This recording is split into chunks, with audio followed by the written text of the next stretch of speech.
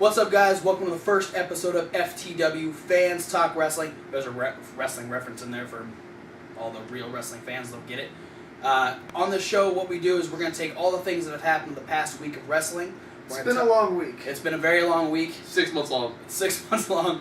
For our first episode, we're going to be talking about all the big things that have happened from January 2014 up till now, June 2014. You know, and we're not just going to cover WWE. We might start with WWE, but there's going to be indie stuff. There's going to be TNA occasionally. We're going to have all kinds of stuff that have happened in the world of wrestling.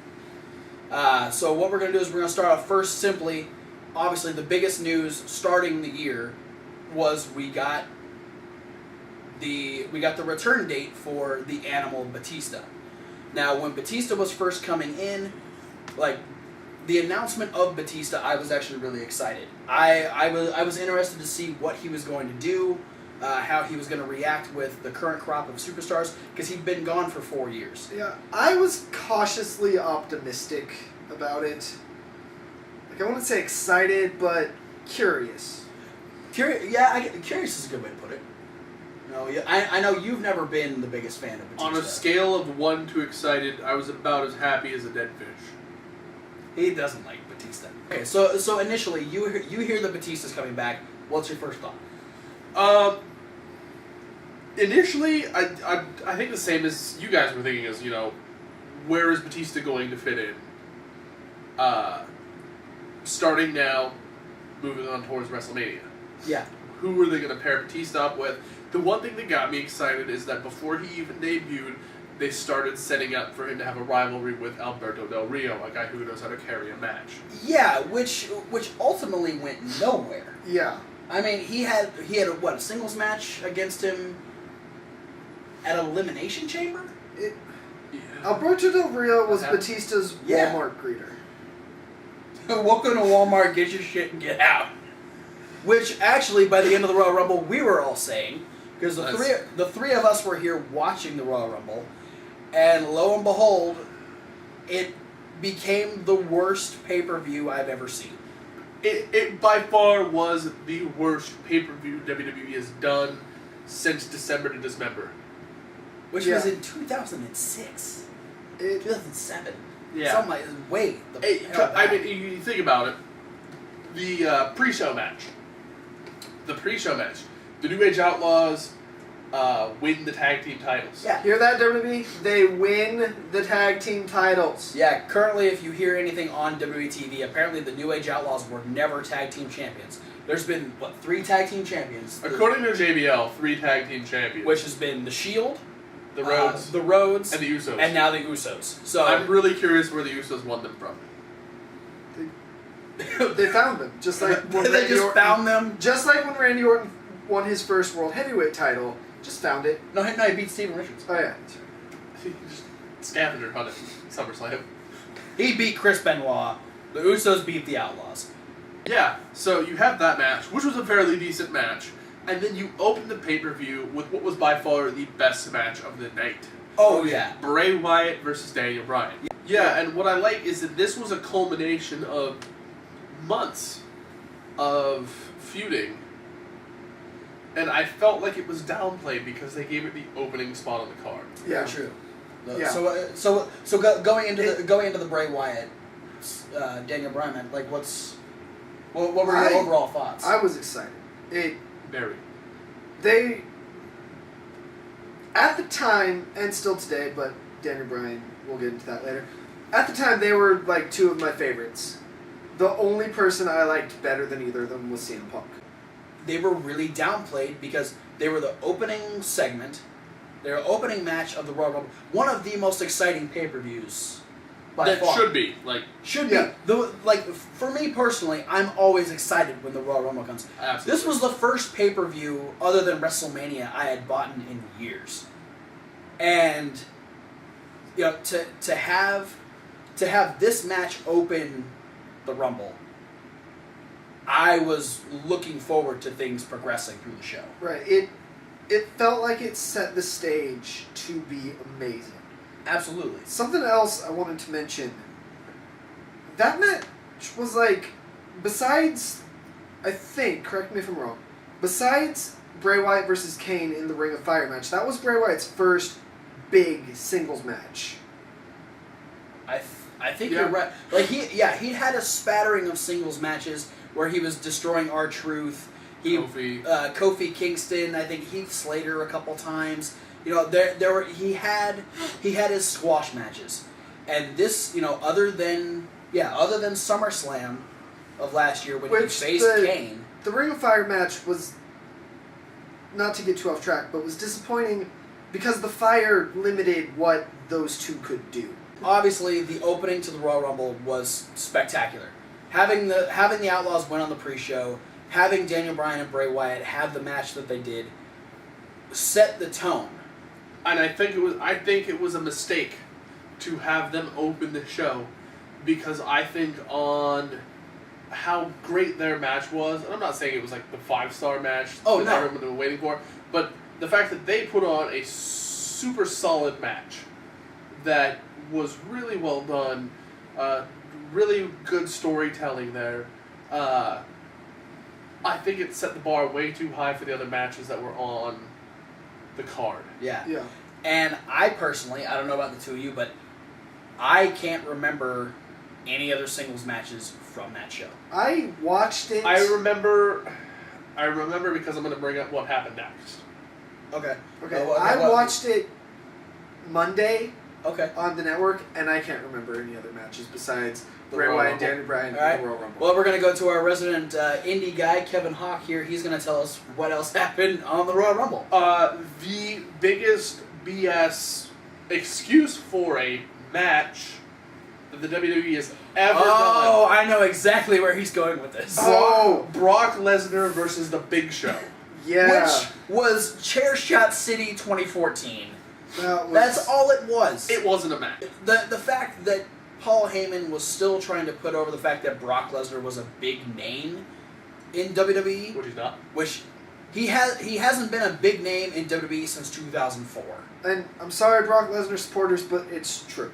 Yeah. There's just no debating that fact. He was, he went on to do UFC. He's not even well known in UFC anymore. Okay? He hasn't been relevant since 2010. Yeah.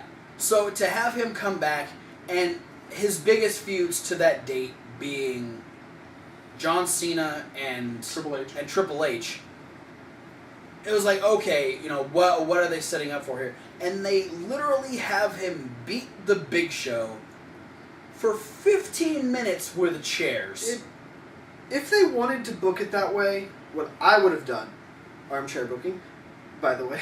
Yeah. Literally his it's couch, but arm couch booking. Anyway, what I would have done is, instead of having a match, just have Big Show say, "Hey, at SummerSlam we're gonna fight, and I'm gonna knock you out because you come back and you think you're hot shit, and you're not, and I'm the Big Show and I'm gonna punch you in the face." But it wouldn't have led up to SummerSlam. Royal Rumble. This guy. See, he watched it Monday. He thought it was SummerSlam. Hasn't even happened yet. That's like we haven't even reached SummerSlam yet. He's really excited for SummerSlam. I think you mentioning Brock Thomas Lesnar's... Wolfe, by the way. Yeah. No, you mentioned Brock Lesnar's previous rivalries, and that got me thinking back. Yeah, and like you were saying, they booked it wrong. We're not going to sit here and we're not going to say, oh, we know how to write better than the WWE writers, because we're sitting on a couch talking to a camera. Okay, this is on YouTube. And so we're not going to say that we can write better than WWE writers, but taking that into consideration, I feel like we are not the only ones who can say we would have done it different. Well, we're not the only ones who can say that was the lousiest excuse for a piece of garbage match anyone's ever seen. Yeah, I mean, the only thing it was used for was to try and get Brock Lesnar over. Like, he needed to be touted stronger. I wouldn't mess with Brock Lesnar in a fight. I honestly think they did well enough alone. The multitudes of time that they had him beat up Mark Henry. Yeah, that's two things I would have done. Here's the problem. Good job. Brock Lesnar can't wrestle anymore. He thinks he's in a UFC fight. I don't know where the issue has come from, like when he left after WrestleMania 20 to now, I mean, he still bumps well, and he's still not opposed to being like chucked across the ring, as we saw about the Big Show. Taking one of the best Beals ever. Honestly, that is the only thing. That's the only thing that legitimized a potential Big Show Brock Lesnar match, was that Brock Lesnar, like a champ, I'll give him this, took that Beal from the Big Show across the ring, and that Monday Night Raw segment fucking sold the shit out of it. That 30 second moment on Monday Night Raw was better than their match. So good job, Brock, on old school Raw, being tossed across the ring by the Big Show. Randy Orton WWE Championship match. Why did I forget that? I think it was. Here's the thing. Was it Orton versus Cena again? Yeah. Yeah, it was Orton versus Cena again. And I didn't remember Cena Orton 40. WWE, this is a problem. If hardcore fans can't remember that your two biggest stars, your faces of the company, if they can't remember that they wrestled for the biggest prize ever in WWE, you got a problem. And here's the sad thing. I've been watching wrestling for 15 years. I started watching in 99, so I have literally watched the beginning until now the careers of John Cena and Randy Orton. And when I don't give a shit about their WWE World Heavyweight Championship match at for the 90th time at the Royal Rumble of all pay-per-views, stop. Please, just stop. I'm begging you. It's not necessary. I will give you money.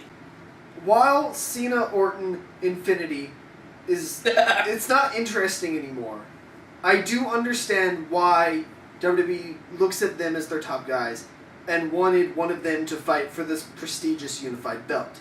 It's because they're the two guys who have been around.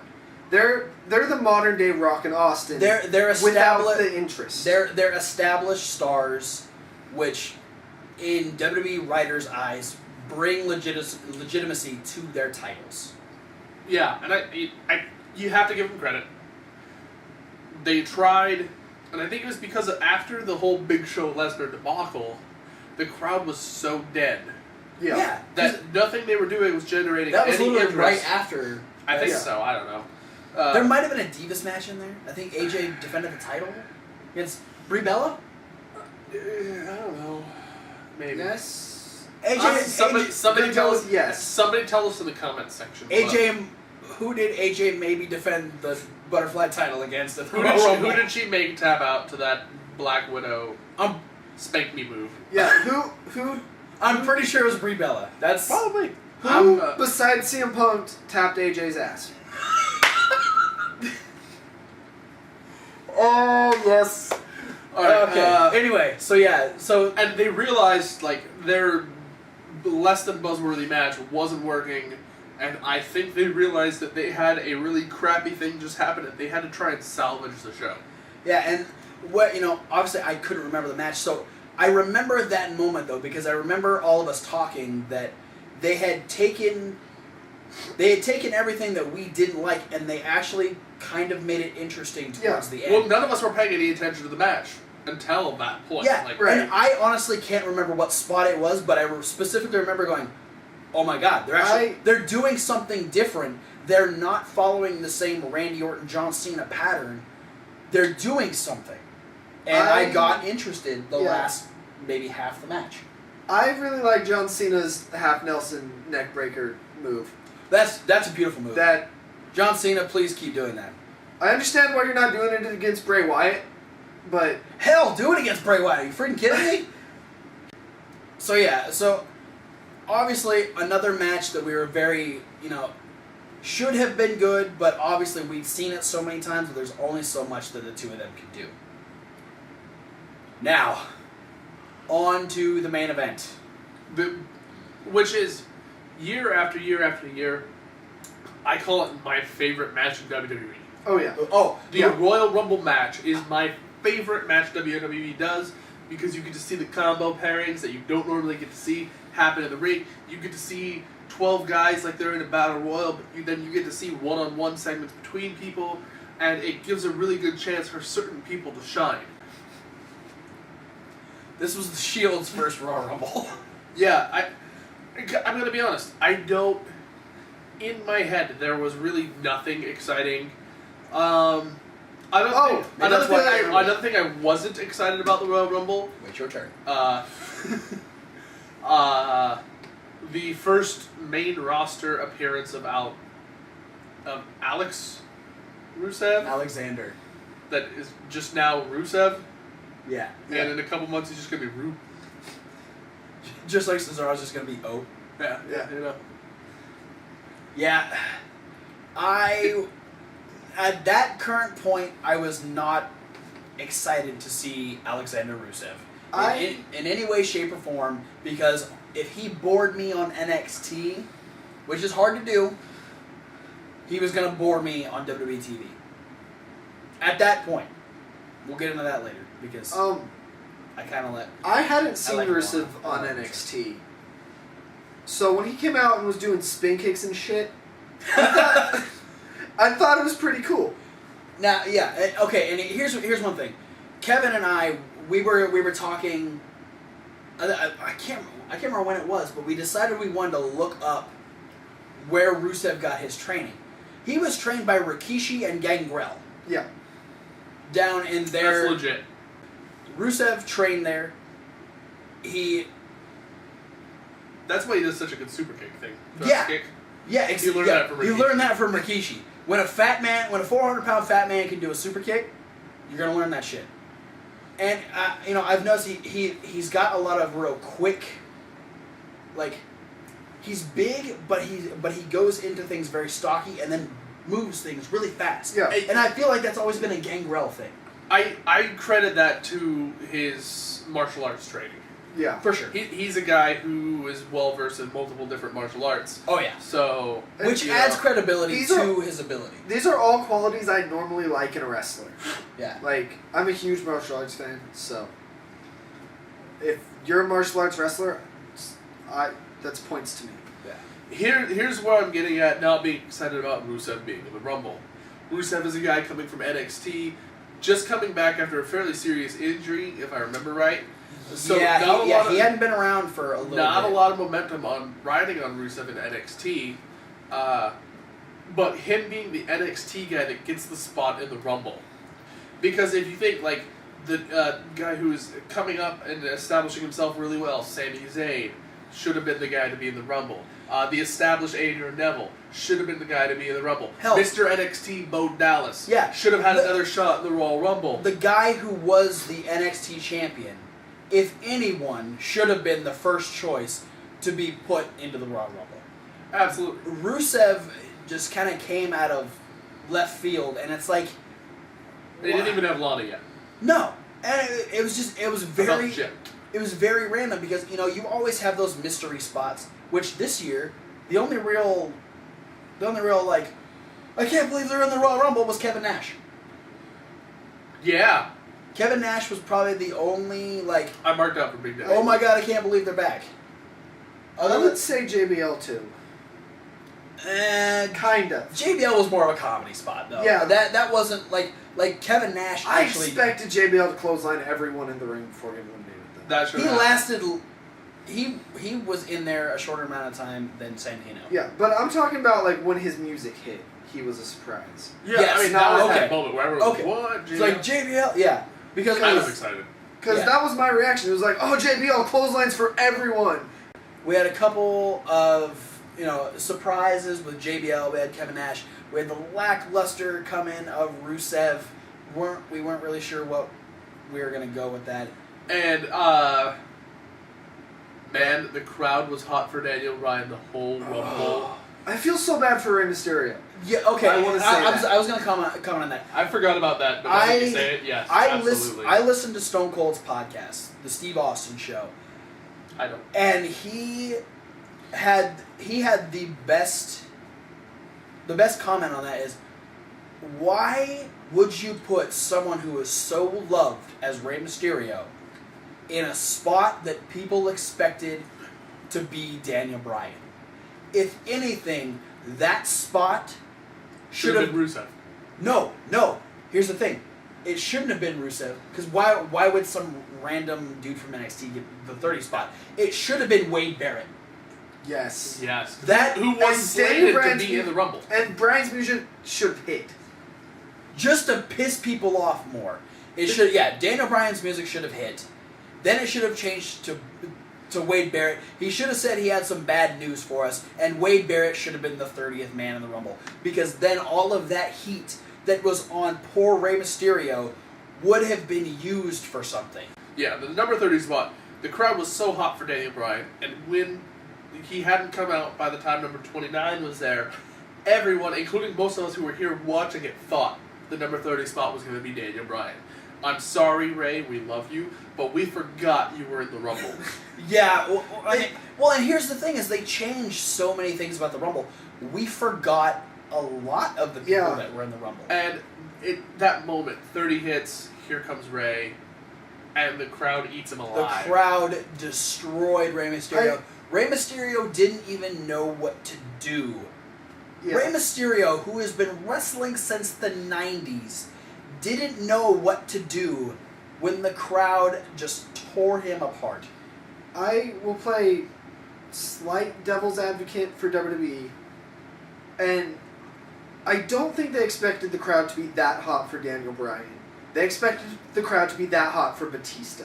And in that view, That's true. In that view, they thought it wouldn't matter who number 30 was because everyone was going to be gung-ho for Batista.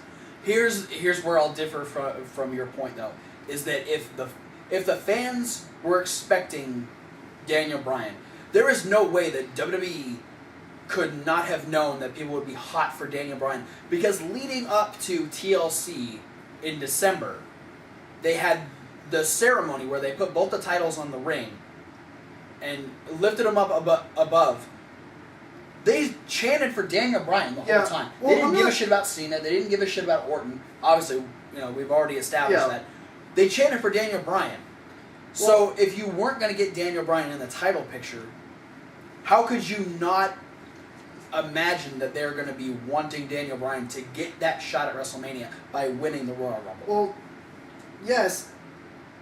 It's just that they expected Batista to be as big of a deal as Daniel Bryan actually is. WWE, I think what he's saying is, I think WWE, put the cart before the horse. As far as Batista being in the Rumble, I wasn't excited for him to be in it because I had that feeling like, oh crap, is he going to come back and win the Rumble? Well, let's face it, the promo package for the Royal Rumble.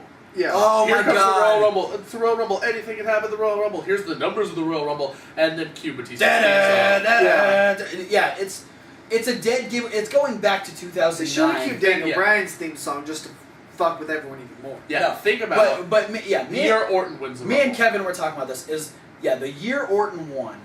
They do the Royal numbers thing again, like they do every year, and then cue Orton's music, and it was like, I wonder who's going to win this year. They telegraphed the shit out of that. Because then Orton wins, and it's like, oh, we probably should have known. And then he didn't do the right thing for the Pyro. But Batista, I was interested to see what he was doing. I was really scared to have him win. I was actually pulling, me and a couple of people, we were pulling for CM Punk. Yeah. We thought it could be CM Punk's Yeah, and it was year. great because he made it to the Final Four. Yes. Right. Yeah, And then they had the Final Four moment. They had that stare down, and it was Sheamus and Roman Reigns and Batista and CM Punk. And they had that moment, and the crowd was starting to lose their shit because they realized CM Punk, who's was at the time, going to be honest, the most over guy in the Rumble. There's who'd been in the Rumble the longest. Then he Roman was Reigns, number one. And then going over to Roman Reigns now, Roman Reigns is in the other corner. And here's the cat in this corner over here that He's in the middle of the ring. broke Kane's record for the most eliminations in a single Royal Rumble. The crowd was hot for Roman Reigns. Having Roman Reigns get that acknowledgement, I thought was great. Because Kane had the record since, 2001. 2001. I don't think that's the kind of record that needed to stand forever. Exactly. I actually expected it to happen way before 2014. But to have someone who I wasn't initially excited when he first came in, to have him prove me wrong and do as much as he did and be as impressive as he was, I was like, awesome. I'm all for it. I was on the bandwagon. If Punk wasn't gonna win, I wanted Roman Reigns. Yeah. Yeah. And unfortunately, Punk Given those 4 guys, that's my order. Is Punk, Roman Reigns, and then the other 2 guys could fuck off. He doesn't like Sheamus either. Not really. I mean, He hates Sheamus. I don't hate Sheamus. Don't You get me wrong. dislike Sheamus. He's just very boring. much. I dislike Sheamus as a face. Yeah, exactly. As a Okay. babyface, he's boring as crap. So we get the elimination of Punk. By Damn it. Corporate Kane, By corporate who had Kane, already been eliminated. which I felt was like corporate Kane didn't need to be in the Rumble. Yeah. And on top of that, why would he stay out for as long as he was? So he could do that to Punk. It Right. didn't help at all. People were wondering why corporate Kane, who is a monster, why is he just like laying outside the ring? Obviously he's going to do some shit. The referee should have sent him back. Right. He was hiding between the commentary tables. I'm not opposed to people being eliminated and then eliminating someone else. I mean, let's be honest. One of the most infamous Royal Rumble moments. Austin gets eliminated in '97, still wins the Royal Rumble anyways. Yeah. Yeah. I'm not opposed to that. Like, Taker did that to Maven, and it was great. That was one of the most beautiful moments in Royal Rumble history. I don't like the way that one was done. Yeah. I think Nobody liked the way it was done because it was done to Punk.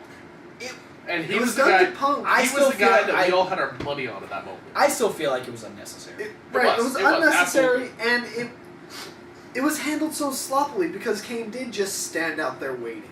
Yeah. If anything, Kane shouldn't have been in the Rumble. He should have made an appearance Right there at the end. as like, you know, okay, here comes Kane, part of the Authority, wanting to see who's going to WrestleMania, and have him screw over Punk. It would have made so much more sense. Obviously, people would have been like, oh, wait, here comes Kane. They would have suspected something, but it would have been less obvious to eliminate Punk at the very end. Yeah. So anyway, Punk gets eliminated. Everyone's money is on Roman Reigns. Then Sheamus gets eliminated, and we're like, oh my God, Roman Reigns and Batista. What is, you know, we were fearing and hoping and like sad and happy all at the same time because Punk's gone, Bryan's not in it. You know, you've got Roman Reigns, who a lot of people are like, he may not deserve it yet, but I'd love to see him do it. Well, Yeah, the crowd was so pro Reigns because he wasn't Batista. Exactly. Yeah, and the crowd had every bit to go behind Roman Reigns because he had that great showing at Survivor Series the previous year with all the eliminations that he got, and then getting the breaking Kane's record. Yeah. In the Rumble, he had so much momentum as a guy who is the closer of matches. Yeah. It would have been a bigger accomplishment for Roman Reigns than it was for Batista. So Batista wins the Rumble, so we are now set. We know that at WrestleMania, we're getting Randy Orton versus Batista. And here's the thing: then the Raws post Royal Rumble, people started cheering for Randy Orton. Yes. Because they knew he was going against Batista. Yeah. And that's where the Batista thing really screwed it up, because they were expecting people to want Batista to destroy Randy Orton and be champion. But when they realized, especially with how horrible of a performance Batista gave in the Rumble, What, gassed after like 3 minutes? he came in, he threw like 3 clotheslines and was like out of breath. More people were like, okay, at least we know Randy Orton can carry a match. Yeah. Yeah. We hadn't seen Batista have a match yet. The Royal Rumble was his first match back. We should have been able to see what Batista was capable of before going, oh shit, he's in the Royal Rumble. Yeah. Yeah. The only thing we got was a powerbomb to Del Rio on Raw.